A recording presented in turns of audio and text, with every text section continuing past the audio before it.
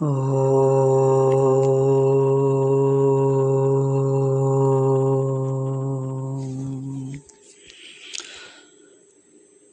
after understanding vrittis, and in the previous sutra, Patanjali expounded that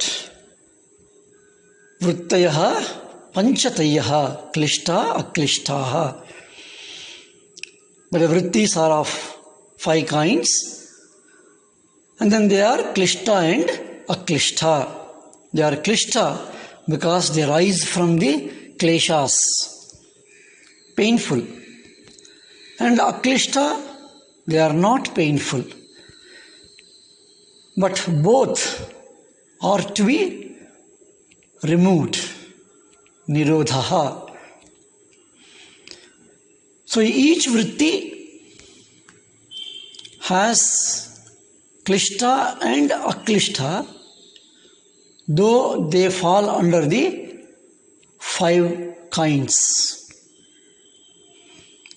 So what are these vrittis?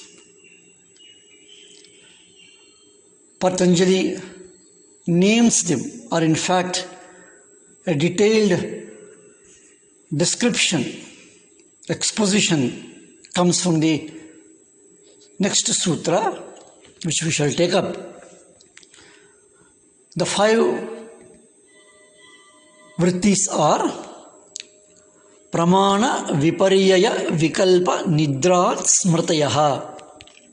Pramana viparyaya vikalpa nidra smrtayaha. Pramana, true, right, correct knowledge, right knowledge, an acceptable knowledge. That is pramana. Viparyaya, wrong or incorrect information or knowledge. Vikalpa is a fantasy, imagination. Nidra, sleep, of course, without a dream, a dreamless sleep. Smrtayaha is, smriti is memory, smrtayaha, memories, plural for smriti. So pramana, the right knowledge, correct knowledge. Viparyaya, the wrong or the incorrect knowledge. It can be knowledge or information, both for pramana and for viparyaya. Vikalpa is fantasies, imaginations. Nidra is a sound sleep. In Vedanta, we hear the name Sushupti. But the definition of Sushupti and Nidra, as per Maharishi Patanjali, they are slightly different. Smriti is memory. Smrtayaha is all the memories. So this is the 6th sutra of the Samadhipada, where the vrittis have been named. We should slightly understand, vrittis have been classified, their qualities was given in the earlier sutra, and now the vrittis have been named. So naming of the vrittis, classification of the vrittis, and their qualities. This is how Maharishi Patanjali is very, very systematic, very scientific, and very practical and very clear exposition guides the sadhaka into a proper direction. In fact, it is as if a mother holds the hand of a child and takes care of the child's growth. Patanjali does the same. And the seventh sutra also we shall take up, which defines and gives various dimensions, clarification on the pramana. The seventh sutra is Pratyakshanumanagamah pramanani. Pratyakshanumanagamah pramanani. Pratyaksha anumana agamaha pramanani. Very simple words in Sanskrit. Pratyaksha, anumana, agamaha, pramanani. So in the previous sutra, in the sixth sutra, the vrittis have been named, and now Patanjali takes up describing, expounding each of those vritti. And the first vritti was Pratyaksha, Anumana, Agamaha, is called Pramanani. So what is Pramana? Pramana in Sanskrit, of course, it is a very beautiful word. Pramiyate iti prama, and pramayaha karanam pramanam. Pramiyate iti prama. Prami is destroying, and pramana, pramayaha karanam pramanam. That which destroys is called as prama, comes from the word prami, destroys ignorance, removes illusions, or gives correct knowledge. That is prama. That which gives that, pramayaha karanam pramanam. So that is how pramana has been defined. Right, correct, clear knowledge without any errors. The experience, the knowledge and the information has no errors, error-free knowledge. And pramana vritti it is. We should remember it's a pramana vritti. Similarly, it was viparya vritti, vikalpa vritti. All are vrittis. And all these are having klishta and aklishta. So pramana vritti also has a klishta and aklishta. Viparya vritti also has a klishta and aklishta. Similarly, vikalpa, nidra and smriti. And all these five vrittis, they rise from the chitta. They are not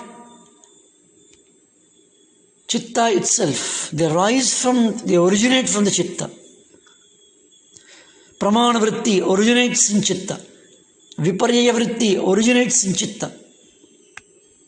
Vikalpa vritti originates from chitta.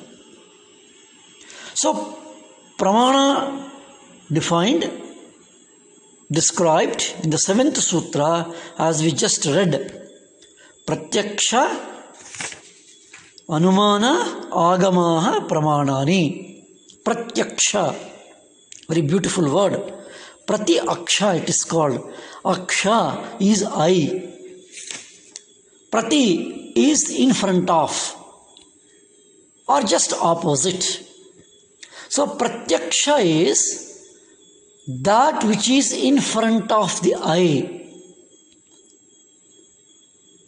Just for understanding what is seen.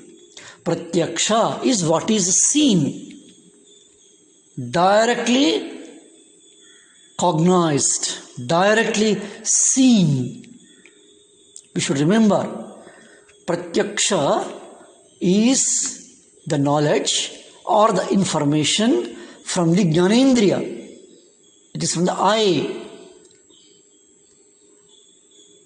Just for our understanding, Jnanendriyas rise from Manaha and Karmendriyas rise from the Ahankara. So Jnanendriyas rising from the Manas, Aksha is the eye, the Jnanendriya. And what is seen or presented or what is observed through the eye is Pratyaksha, and it is a Pramana, Pratyaksha Pramana. But Pratyaksha Pramana is not always correct because it is a vritti.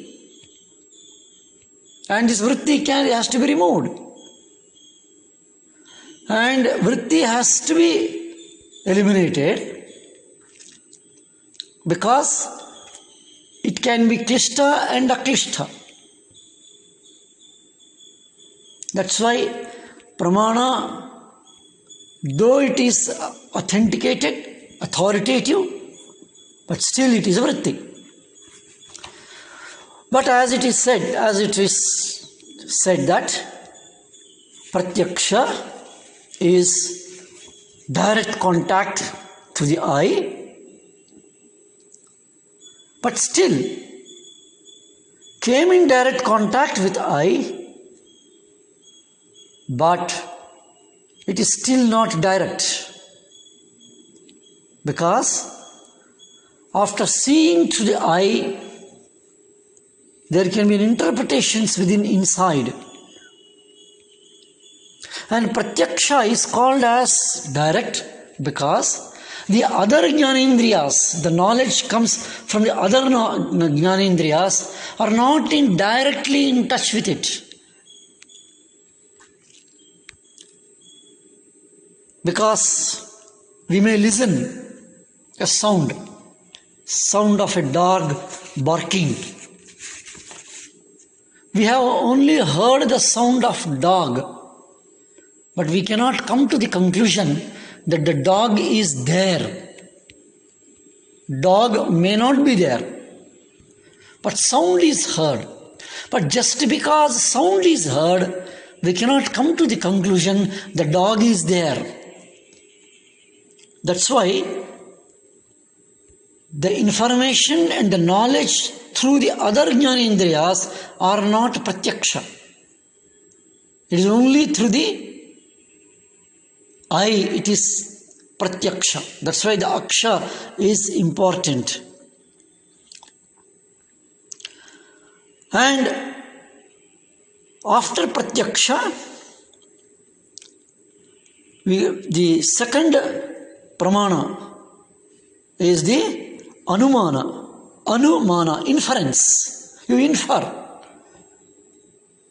That is, when we heard that there is a sound of the dog barking, we may infer that the dog is there. But as we saw earlier, it can be wrong. That's why Anumana can be right, can be wrong. It is like a smoke and a fire. This is a traditional example given for the Anumana. Anumana, following what is seen, and you conclude after seeing or after you get the information, you come to the conclusion.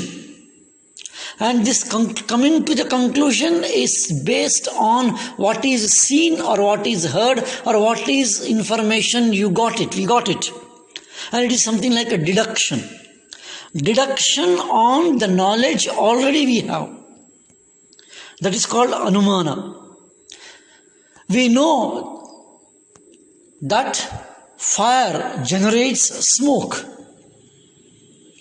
If we do not know that the fire generates smoke, even if we see the smoke or if we smell the smoke, we cannot come to the conclusion that there was fire. So Anumana depends on previous knowledge. Anumana depends on prior experience. Anumana is based on an experience, an information, a knowledge which was already, we have it. So that is why Anumana. So pratyaksha, anumana. And the third is the agama. Agama is a traditional knowledge, an established flow of knowledge. And the agama comes through a shastra, a textbook. Agama can come through a guru vakyam. Agama can come through a apta vakyam. An information and the knowledge from a reliable person, a reliable source. That is called as agama. A knowledge, an information, say in Bhagavad Gita, a knowledge and information, say we received from an elderly person. A knowledge and information we received from our own teacher, a guru, an instructor, is taken as pramana. But it is agama pramana, like pratyaksha pramana, like anumana pramana. This is agama pramana, a knowledge which comes through an experience or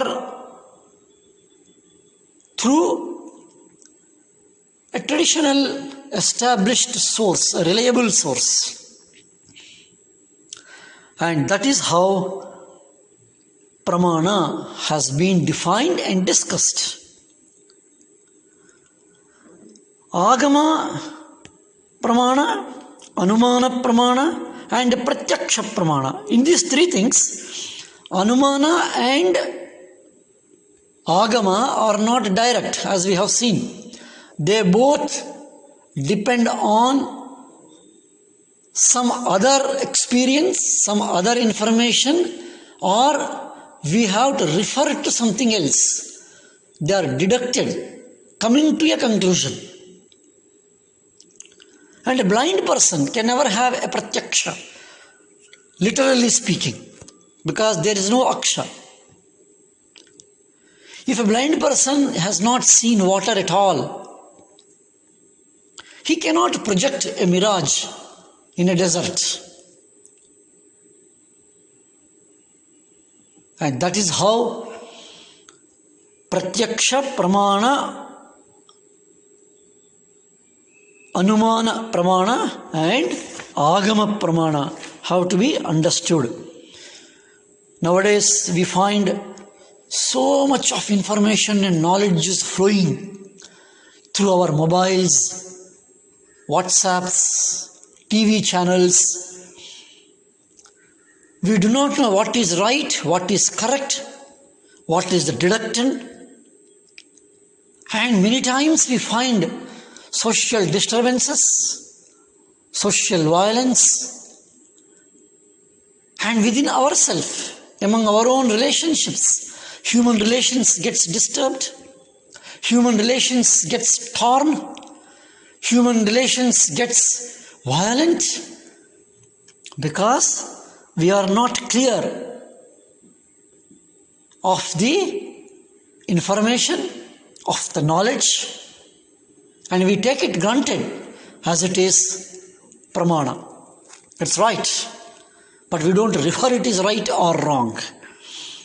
So this sutra has a tremendous, most important practical dimension also. What is seen, even what is seen directly, may not be correct. And what is taken for granted as an agama may not be correct. Even the information which come to the conclusions may prove to be wrong at the later stage. Because of all these inaccuracies, because of all these complications built within that, we should remember it is a vritti. It creates klishta. So it is to be removed. Entire pramana has to be negated. And that is how first sutra conveys that Maharshi Patanjali direction, exposition that pramana vritti has to be eliminated, suppressed and removed. Nirodha it is. So, pratyaksha anumanagama pramanani. The knowledge comes from direct experience, inference, and through authentic, reliable sources is termed as pramana, but we shall conclude by saying even that is to be eliminated and suppressed. Om Shanti Shanti Shanti.